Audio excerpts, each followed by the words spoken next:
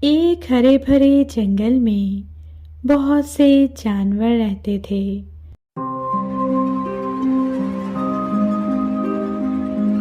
اس جنگل کا بادشاہ شیر کافی بوڑھا اور عقل مند تھا، جس کی وجہ سے سبھی جانور پرسکون زندگی گزار رہے تھے۔ ان سب کی آپس میں بہت اچھی دوستی تھی۔ وہ فارغ وقت میں خوب گپ شپ کرتے۔ لومڑی اور بھیڑیا بچپن کے دوست تھے۔ وہ دونوں جب بھی ملتے تو خوب گھل مل کر باتیں کرتے۔ ایک دن دونوں کی ملاقات ہوئی تو بھیڑیے نے کہا، بھی لومڑی، اب جنگل میں شکار کم ہوتا جا رہا ہے۔ انسان نے اس جنگل کے جانوروں کا شکار کر کے ہم جانوروں پر بڑا ظلم کیا ہے۔ اب تو جنگل کے ارد گرد بھی بھیڑیں بہت کم ہو گئی ہیں۔ میں تو کھانے کو ترس گیا ہوں، کہیں بھی شکار نہیں ملتا۔ بھی لومڑی نے مکاری سے کہا، اگر عقل ہو تو اس جنگل میں شکار بہت ہیں۔ بھی لومڑی، اب تو جانور بھی بہت ہوشیار ہو گئے ہیں۔ انسان کو دیکھ کر چھپ جاتے ہیں اور ہمیں دیکھ کر بھی ادھر ادھر ہو جاتے ہیں۔ ٹی وی، کیبل اور موبائل نے بھی انہیں اتنا ہوشیار کر دیا ہے کہ فوراً ہی مس کال کر کے اپنے ساتھیوں کو ہوشیار کر دیتے ہیں۔ اب تو ٹویٹر اور وائی فائی بھی ان کی دسترس میں ہے۔ بھیڑیے نے کہا۔ لومڑی نے کہا، اچھا آؤ، میں کوشش کرتی ہوں۔ اس نے بھیڑیے کو ساتھ لیا اور ندی کی طرف چل پڑی۔ وہاں اسے ایک بطخ نظر آئی۔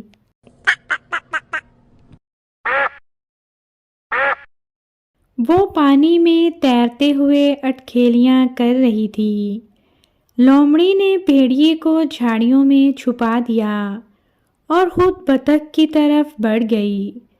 پھر اس نے مسکراتے ہوئے بطخ سے کہا، کیسی ہو میری پیاری دوست؟ بطخ بولی، اچھی ہوں بھی لومڑی، تمہاری چالاکی کے بڑے قصے سن رکھے ہیں اور اس لیے تمہیں دیکھ کر ڈر لگتا ہے۔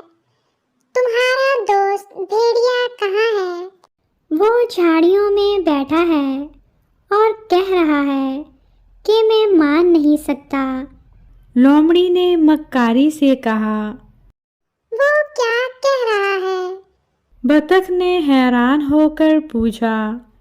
چھوڑو بھی میری پیاری دوست، لومڑی نے مکاری سے کہا۔ پھر وہ جھاڑیوں میں کیوں چھپا بیٹھا ہے؟ بطخ ابھی تک حیران تھی۔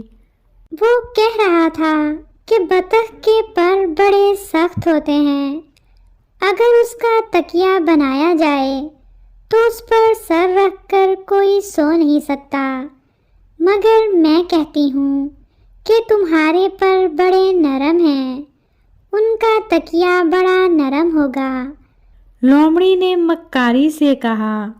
بطخ نے کہا، میرے پر واقعی نرم ہوتے ہیں، تمہارا دوست غلط کہتا ہے۔ لومڑی نے آنکھیں مٹکاتے ہوئے کہا۔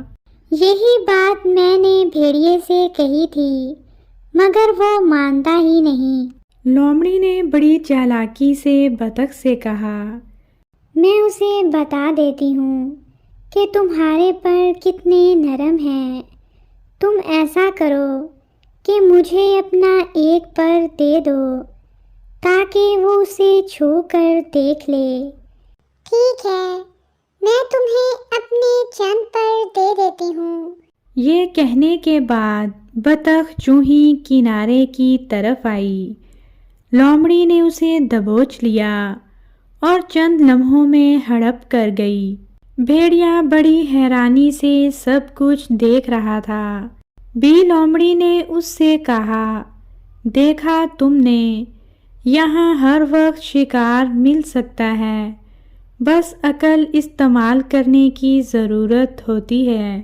یہ سن کر بھیڑیا جھاڑیوں سے نکلا اور ندی کی طرف بڑھ گیا۔ اب اسے بھی لومڑی کی طرح کسی بیوقوف اور نادان بطخ کی تلاش تھی۔ لومڑی نے اسے مسکراتے ہوئے دیکھا اور گڈ لک کہا اور پھر وہ آگے بڑھ گئی۔ پیارے بچوں، آپ نے اکثر سنا ہوگا خوشامد بری بلا ہے، مگر آج کل ترقی کی معراج خوشامد بن گئی ہے۔ ہر افسر کی کوشش ہے کہ میری خوشامد کی جائے، میری آؤ بھگت کی جائے، مجھے اعلیٰ درجہ دیا جائے۔ اکثر دیکھنے میں آیا ہے کہ ماتحت اپنے افسران کی چاپلوسی کرتے ہیں اور غیبت کرتے ہیں۔ وہ سہولیات تو حاصل کر لیتے ہیں، وقتی طور پر تو اس کا فائدہ ہوتا ہے، مگر آخرت خراب ہوتی ہے۔ خوشامد پسند اپنا الو سیدھا کرتا ہے، خواہ وہ انسان ہو یا جانور۔